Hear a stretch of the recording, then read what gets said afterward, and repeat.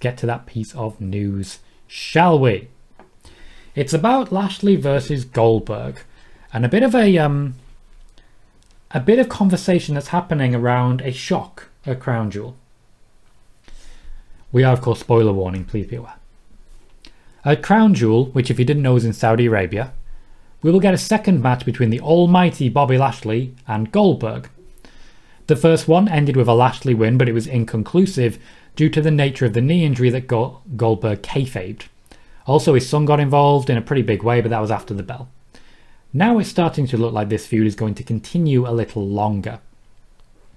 Goldberg is going into Crown Jewel as a surprise favourite, at least with the bookies and the betting averages, to pick up the victory. A surprise considering that he keeps talking about his contract wrapping up and his match is finishing. There are heavy rumours that this will be his last match, and yet he's still the favourite to win. So why is this the case? The WWE still hope to get Bobby Lashley and Brock Lesnar into a ring together. Logically, this year's WrestleMania would be the perfect time to do it. There aren't actually that many other potential opponents for Brock, particularly if you attempt to line him up on the SmackDown side, where it's basically Sheamus or bust. I wouldn't be angry at that, but you know what I mean. Brock has been avoiding the match with Lashley successfully for years though. With this in mind, there really isn't much for Lashley going forwards right now, especially when you consider that he's staying on Monday Night Raw. He's had his feud with Big E, however short it was, and now he's moved on. He's already feuded with Finn Balor and he lost very easily to the Painted Man. I'll mention Damian Priest's name once again because I want to see Priest versus Lashley, but this doesn't answer the question of why Goldberg is the favourite. Goldberg might himself be someone who wants to go out on top, but the WWE are not behind this concept.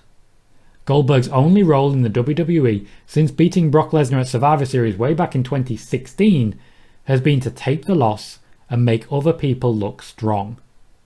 The only thing that I can see going forwards is that Goldberg and his son use a no-holds-barred stipulation to steal the win, and these two go back at it come WrestleMania.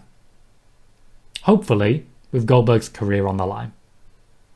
Now I do have to ask, is this actually a match that interests you?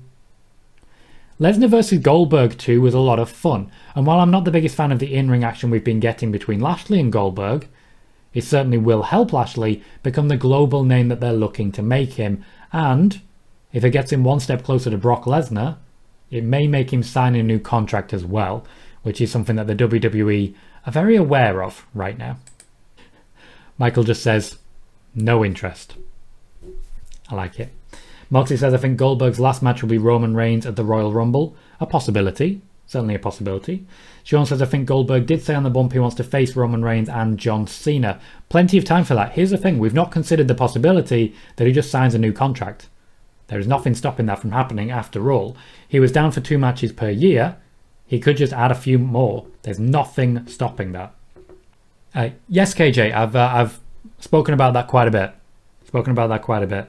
Also says, I like Goldberg and Bobby, but I'm not enjoying it, sadly. The matches just aren't really there. Hector says, I was done with Goldberg after he beat The Fiend.